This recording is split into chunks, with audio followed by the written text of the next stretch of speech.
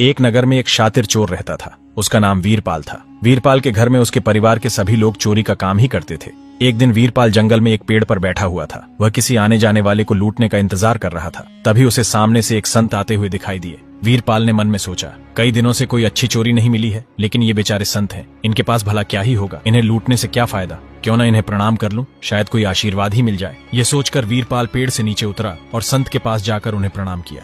संत ने उसे आशीर्वाद दिया और कहा, आयुष्मान भव। संत ने वीरपाल से पूछा, तुम्हारा नाम क्या है? फिर पूछा, तुम कहाँ रहते हो? और फिर पूछा, तुम क्या काम करते हो? वीरपाल ने बिना झिझक सच बोल दिया और कहा, बाबा जी, मैं चोरी का काम करता हूँ। संत को यह बात अच्छी लगी कि वीरपाल ने सच बोला और अपने काम को नहीं छुपाया। फिर भी संत ने कहा, बेटा, चोरी करना अच्छा काम नहीं है। वीरपाल बोला, बाबा जी, हमारे पूरे खानदान का यही काम है। मेरे घर के सभी लोग चोरी करते हैं। मेरा एक 7 साल का बेटा भी है और मैं उसे भी यही काम सिखा रहा हूँ। यह सुनकर संत बोले, वीरपाल, यह काम छोड़ दो, चोरी करना पाप है। वीरपाल ने हाथ जोड़कर कहा, बाबा जी, मैं यह काम नहीं छोड़ सकता। इसी से मेरे घर का खर्च चलता है और मेरे बच्चे का पेट भरता है। अगर मैं चोरी नहीं करूंगा तो मेरा परिवार भूखा मर जाएगा। यह सुनकर संत बाबा बहुत उदास हो गए। तब वीरपाल ने कहा, बाबा जी, आप उदास मत होइए। मैं चोरी का काम तो नहीं छोड़ सकता, लेकिन इसके अलावा आप मुझे जो भी कहेंगे मैं वह करने को तैयार हूँ। संत ने मन में सोचा और फिर कहा, ठीक है वीरपाल, अगर चोरी नहीं छोड़ सकते तो मेरी बताई 4 बातों का पालन जरूर करना। संत ने कहा, कभी झूठ मत बोलना। वीरपाल ने कहा, आज से मैं कभी झूठ नहीं बोलूंगा। साधु संतों का हमेशा आदर और सम्मान करना। जो भी धन मिले, चोरी का हो या मेहनत का, सबसे पहले ठाकुर जी को भोग लगाना। कहीं भी चोरी या कोई भी काम करते समय अगर भगवान का मंदिर या साधु संत दिख जाए तो पहले हाथ जोड़कर प्रणाम करना, उसके बाद ही अपना काम करना। वीरपाल ने कहा, बाबा जी,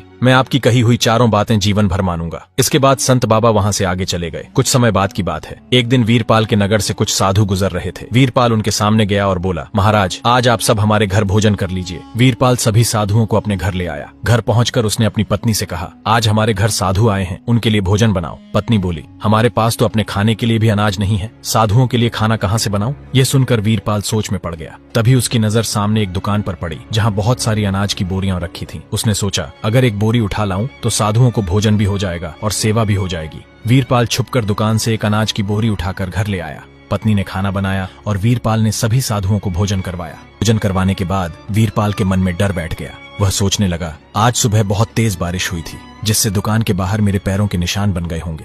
अगर दुकानदार ने देख लिया तो वह मुझे पकड़वाने आ जाएगा। ऐसे ही डर भरे विचार वीरपाल के मन में आने लगे। फिर उसने सोचा, लेकिन मैंने यह काम तो साधु बाबा की आज्ञा से किया है। उसी समय अचानक तेज आंधी और बारिश आने लगी। बारिश इतनी तेज थी कि वीरपाल के बने हुए सारे पैरों के निशान मिट गए। जब बारिश रुकी तो वीरपाल बाहर आया और देखा कि कहीं भी उसके पैरों के निशान नहीं थे। तब वीरपाल ने मन ही मन सोचा, अगर मैं साधु की आज्ञा मानकर काम करूं तो ठाकुर जी खुद मेरी मदद करते हैं। उस दिन से वीरपाल का भगवान पर अटूट विश्वास हो गया। धीरे धीरे समय बीत गया।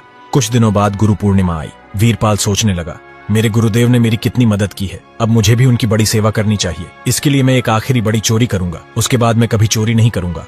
उसने मन में तय किया कि चोरी से जो धन मिलेगा वह सारा अपने गुरुदेव को दे देगा। वीरपाल सोचने लगा, मैं ऐसी कौन सी चीज चुराऊं जिसे देखकर मेरे गुरुदेव बहुत खुश हो जाएं। तभी उसे याद आया कि पास के नगर में एक राजा का महल है। उस महल में राजा के बहुत सुंदर घोड़े हैं। उनमें से एक काले रंग का घोड़ा सबसे खास है। वह घोड़ा इतना अनमोल है कि पूरे देश में उसके जैसा कोई दूसरा घोड़ा नहीं है। वीरपाल ने सोचा, अगर मैं यह घोड़ा चुरा लूं तो गुरुदेव को जीवन भर कुछ देने की जरूरत नहीं पड़ेगी। मैं सब कुछ एक ही बार में दे दूंगा। यह सोचकर वीरपाल अपने घोड़े पर सवार होकर महल की तरफ निकल पड़ा और थोड़ी देर बाद महल के पास पहुंच गया और महल के अंदर जाने लगा। तभी महल के बाहर खड़े द्वारपालों ने उसे रोका और उससे पूछा कि आप कौन हो और क्या आपको यहाँ किसी से मिलने आए हो? तब उस चोर ने कहा कि मेरा नाम वीरपाल है और मैं राजा के महल में चोरी करने के लिए आया हूँ। मेरे गुरुदेव ने कहा है कि झूठ नहीं बोलना चाहिए। यह सुनकर दोनों द्वारपाल सोच में पड़ गए कि यह आदमी क्या कह रहा है। जरूर यह राजा का कोई खास आदमी होगा और हम इससे सवाल जवाब कर रहे हैं तो यह हमसे नाराज होकर हमें गुस्से में ऐसा बोल रहा है। हमें इसके लिए महल का दरवाजा खोल देना चाहिए। उसके बाद दोनों द्वारपाल महल का दरवाजा खोल देते हैं और वीरपाल महल के अंदर प्रवेश कर जाता है। उसके बाद वीरपाल सीधा उस काले रंग के सबसे अनमोल घोड़े के पास जाता है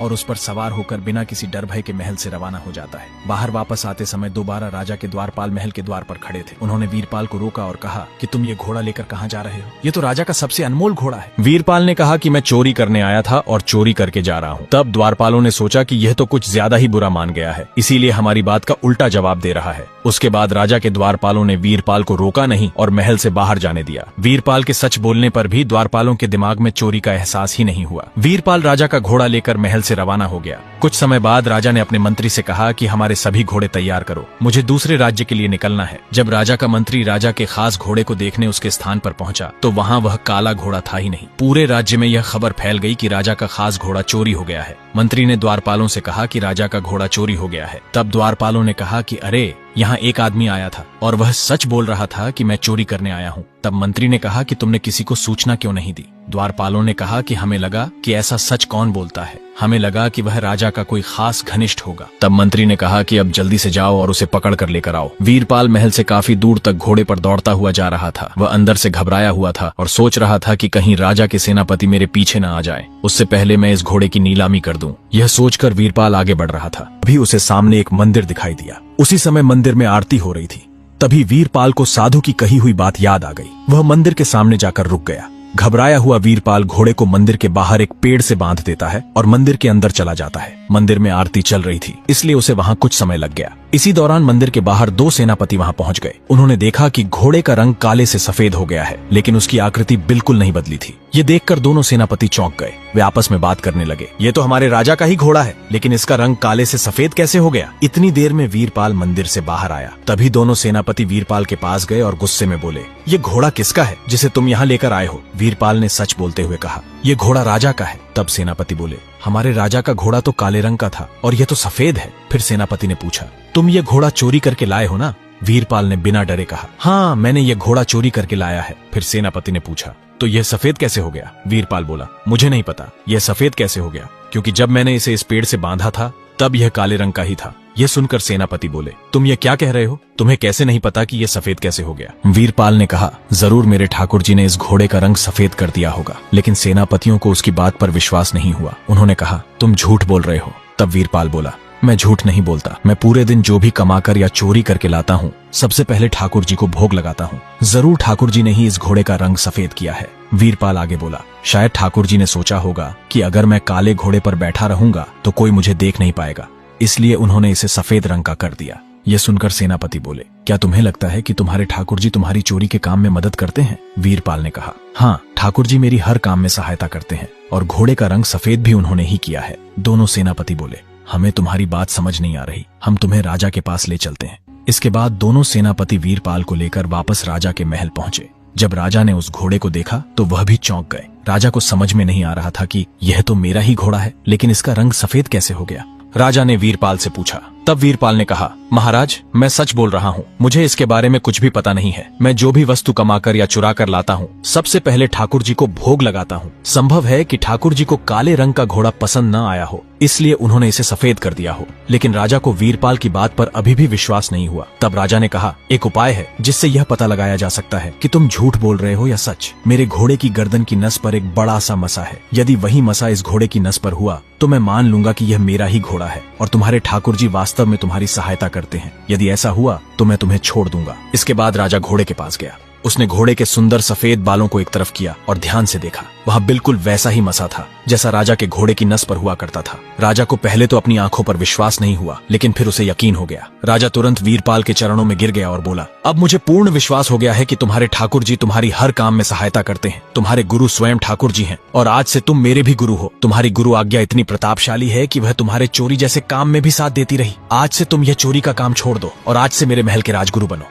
इतना कहकर राजा ने वीरपाल को अपने महल का राजगुरु नियुक्त कर दिया। राजगुरु का पद मिलने के बाद वीरपाल अपने मन में सोचने लगा, मेरे ठाकुर जी ने मेरे चोरी जैसे पापपूर्ण काम में भी मेरी सहायता की, जिससे मैं आज राजगुरु बन गया। यदि मैंने अपने कर्म पहले ही सुधार लिए होते तो शायद आज ठाकुर जी मुझे साक्षात दर्शन दे देते। ये सोचकर वीरपाल ने राजगुरु का पद त्याग दिया। वह एक साधारण व्यक्ति बन गया और ठाकुर जी के नाम का जाप करने लगा। उसने चोरी का कार्य पूरी तरह छोड़ दिया और पूजा पाठ में लीन हो गया। इसके बाद वीरपाल लोगों के घर घर जाकर भिक्षा मांगने लगा। जो कुछ उसे मिलता वही वह खाता और पहले ठाकुर जी को भोग लगाता। ठाकुर जी उसके इस निस्वार्थ और निर्मल स्वभाव से अत्यंत प्रसन्न हो गए। एक रात ठाकुर जी उसे स्वप्न में दर्शन देते हैं और कहते हैं, वीरपाल, मैं तुम्हारी निस्वार्थ सेवा से बहुत प्रसन्न हूँ। मैं सदा तुम्हारी सहायता करता रहूंगा। सवेरा हुआ। वीरपाल उठा और भिक्षा मांगने के लिए लोगों के घरों की ओर चल पड़ा। रास्ते में उसे वही साधु मिले जिन्होंने उसे पहले ठाकुर जी की सेवा का मार्ग बताया था। वीरपाल साधु को प्रणाम करता है और कहता है, है, आपका बहुत बहुत धन्यवाद, आपने मुझे ठाकुर जी की सेवा का मार्ग दिखाया, उसी से मेरा जीवन धन्य हो गया। तब साधु उसे आशीर्वाद देते हुए कहते हैं, उस समय मुझे स्वयं ठाकुर जी ने तुम्हारी जिंदगी बदलने के लिए भेजा था। जो कुछ मैंने कहा था वह मेरा नहीं बल्कि ठाकुर जी का संदेश था।